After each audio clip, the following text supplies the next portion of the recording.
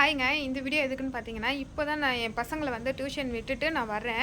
So, அங்க வந்துட்டு விடும்போது வந்து பார்க்குறேன், ஒரு 2 குழந்தைங்க. 2 குழந்தைங்க வந்து எப்படியும் 7வது, 8வது படிப்பாங்க.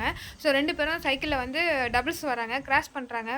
கோயம்புத்தூர் ஃபுல்லாவுமே ஒரே மலை சாரல் தாங்க. ஃபுல்லாவுமே மழையா தான் இருக்கு. ஸோ, அப்போ வந்து அந்த பேரண்ட் வந்து என்ன பண்றீங்க அப்படின்னா, அந்த குழந்தைங்கள தனியா டியூஷனுக்கு விடுறீங்க. ஓகேங்களா?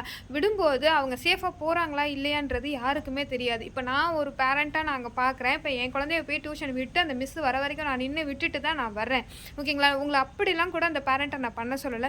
தயவு செஞ்சு இந்த மழை காலத்துலயாவது அவங்களுக்கு சைக்கிள் குடுக்காம இருங்க. ஜஸ்ட் வழுக்கி விடுங்க.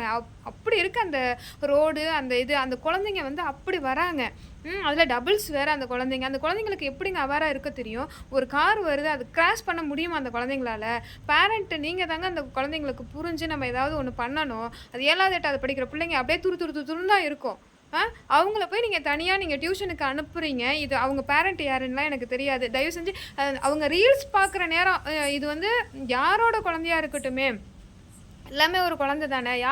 யாரா இருந்தாலும் சரி, அவங்க வந்து ஒரு ஒரு ஒரு ஸ்டெப் எடுத்து அந்த குழந்தைங்கள வந்து தனியா சைக்கிளுக்கு அனுப்ப மாட்டாங்க அப்படின்ற ஒரு எண்ணத்தில தான் இப்போ வந்து நான் இந்த வீடியோவே நான் போடுறேன். என்ன எந்த பேரண்ட்டா இருந்தாலும் தயவு செஞ்சு ஒரு 7வது அந்த ஒரு ஒரு குழந்தை ஒரு 10வது போற வரைக்கும்னாவது அந்த குழந்தைங்கிட்ட ஒரு சைக்கிளுக்கு குடுக்காம இருங்க. அதுவும் அவ்வளோ பெரிய சிட்டியில அந்த சைக்கிள எடுத்துட்டு அந்த குழந்தைங்க கிராஸ் பண்ண முடியாம அத கிராஸ் பண்ணி வர்றாங்க. எவ்வளோ ஒரு பயமான ஒரு தருணம் தெரியுமா அது? இப்ப தான் நானே வந்து நுழையிறேன்.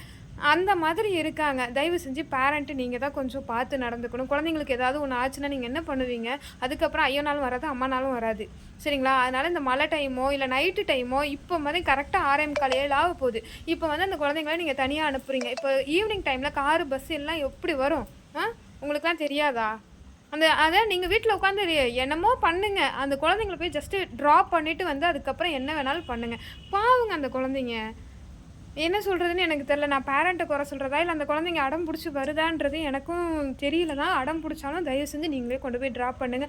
ஒரு நேரத்த போல இன்னொரு நேரம் கண்டிப்பா இருக்கவே இருக்காது. சரிங்களா?